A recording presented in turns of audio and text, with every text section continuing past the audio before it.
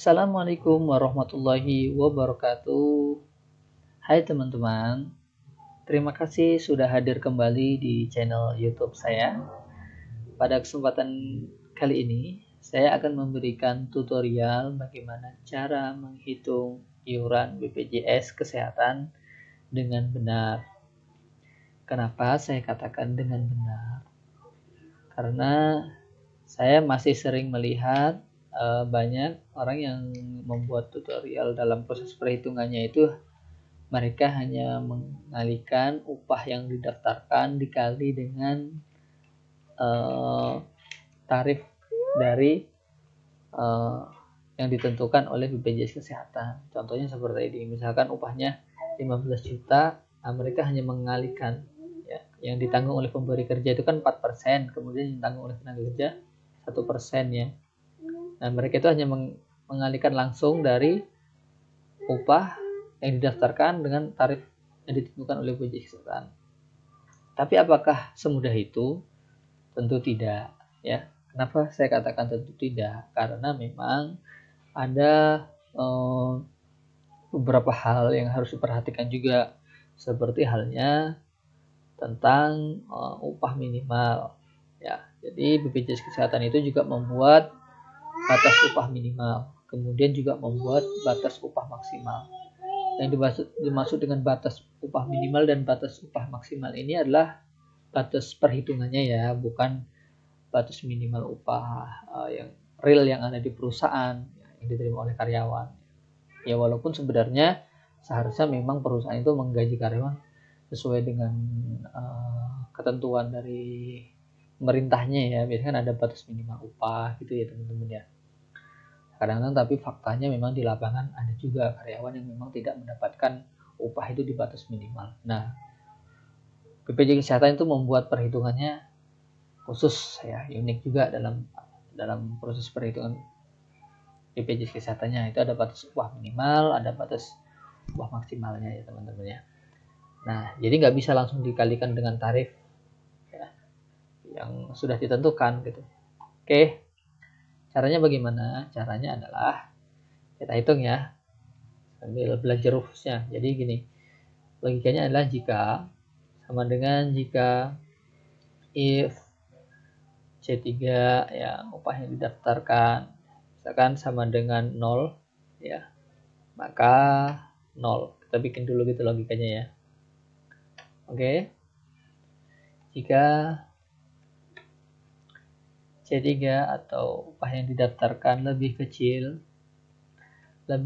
dari tarif, lebih kecil dari upah minimalnya gitu ya. Klik F4 untuk mengunci upah minimal ya, maka buka kurung upah minimal F4 dikali tarif yang ditanggung oleh pemberi kerja gitu ya.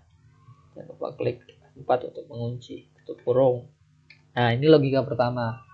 Logika kedua adalah karena ada batas maksimalnya ya, tulis jika terus saja tadi jika apa C3 lebih besar dari batas maksimal upah ya, F4 maka angka titik 2 ya, buka kurung batas maksimal dikali tarifnya itu teman-teman ya, tutup kurung ya. Terus apa lagi, udah batas minimal udah, batas maksimal juga kita udah buat rumusnya. Jika tidak kalau udah di akhir, misalkan mau di akhir berarti jika tidak, maka jalankan fungsi normal. Fungsi normal itu apa? C3 dikali tarif ya, fungsi normalnya kan itu perhitungan normalnya gitu ya. Lalu klik 4 untuk mengunci.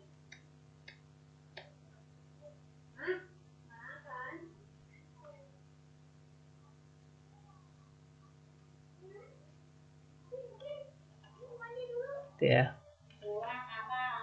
Nah, jadi beda ya Tuh selisihnya berapa tuh? Selisihnya sekitar 120.000. Kan akhirnya perusahaan jadi lebih bayar, bukan lebih bayar sih, lebih besar dalam memberikan proyeksi pembebanan. Ini berpengaruh terhadap anggaran nanti kalau kayak gini ya. Kita tarik aja ke bawah. Begitu ya. Ternyata tuh seharusnya perusahaan tuh cuma menanggung 5.922, bukan 6.060. Nah, ini teman-teman, menariknya lagi di sini nih. Karena di sini ada karyawan yang gajinya 4 juta. Kan tadi batas minimalnya 4.200.000 ya. 200 sekian tuh. Nah, maka yang diperhitungkan adalah 4.200.000 sekian dikali 4%. Nah, kalau ini kan dia langsung aja dikali 4%, jadinya 160 gitu. Coba kalau misalkan karyawannya ini di bawah UMR semua gajinya misalkan. Nah, ini pasti akan terjadi kurang bayar nanti kok gede gitu kan BPJS ini. Ya gitu ya teman-teman ya. Ini pasti ada beda nih kan. Nah, kalau yang di atas, nah ini pasti sama. Kalau yang di atas UMR, gajinya di atas UMR, terus di bawah batas maksimal, itu pasti angkanya sama. Gitu ya, 9 juta. Yang tadi kan cuma yang 13 juta nih beda nih, pasti 13 juta gitu. Perhitungannya beda ya dan ya angkanya 13 juta beda tuh kan. Itu teman-teman, pasti beda ya. Oke, sekarang kita hitung lagi untuk yang tenaga kerja ya. Sama kayak tadi, jika C3 sama dengan 0 ya, maka ke 0 gitu ya teman-teman ya. Kemudian kita bikin buka lagi, jika C3 itu lebih kecil dari tarif, dari batas minimalnya gitu kan, maka kurung batas minimal dikali tarif yang ditanggung oleh pemberi kerja, tutup kurung, jika C3 nya lebih besar dari batas maksimal ya, lebih besar dari batas maksimal maka batas maksimal dikali tarifnya. Pokoknya jangan lupa pencet F4 ya teman-teman, khusus untuk yang setting ini, biar dia ketika dijalankan ke bawah nggak geser, rumusnya nggak berubah. Itu teman-teman ya. Jika tidak, maka jalankan fungsi normal. C3 dikali tarif. Ya.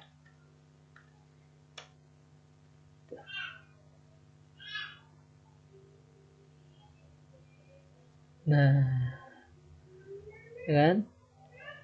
Ternyata selisih ya. Ternyata yang harus dibayar oleh perusahaan itu sebenarnya cuma 1.480.000, sementara di sini 1.515.000. Nah, akhirnya miss biaya sebesar tuh sudah 172.366. Jadi perusahaan kalau misalkan menghitung dengan cara langsung kayak gini akan lebih besar. Ya, lebih besar membiayakan itu 172.366. Nah, tentu ini akan berpengaruh ya terhadap anggaran perusahaan. Ini kalau karyawan sedikit, kalau karyawannya banyak gimana, ribuan misalkan. Ya kalau sampai salah ya nanti bahaya. Gitu ya teman-teman ya. Walaupun sebenarnya berapa yang dibayar yang harus dibayar oleh perusahaan itu sudah ada tagihannya itu dari BPJS kesehatan. Cuma kan pasti perusahaan juga perlu anggaran kan. Apalagi dalam proses perhitungan rekrutmen karyawan baru yang sampai salah nanti dalam proses pembebanannya, dan kan nanti juga harus perusahaan biasanya motong tuh yang harus ditanggung oleh karyawan, kan dipotong dari gajinya biasanya. Kalau kayak gini kan gimana nih, yang harusnya dipotong 120 sama perusahaan dipotong 150.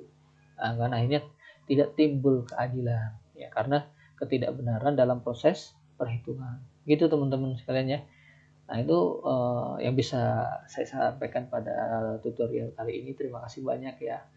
Jangan lupa terus dukung channel saya dengan cara subscribe, like, share, dan komen agar saya terus bersemangat dalam membuat video-video yang bermanfaat. Oke, see you next time. Jangan lupa terus berdoa dan bersemangat dalam bekerja. Dah, assalamualaikum warahmatullahi wabarakatuh.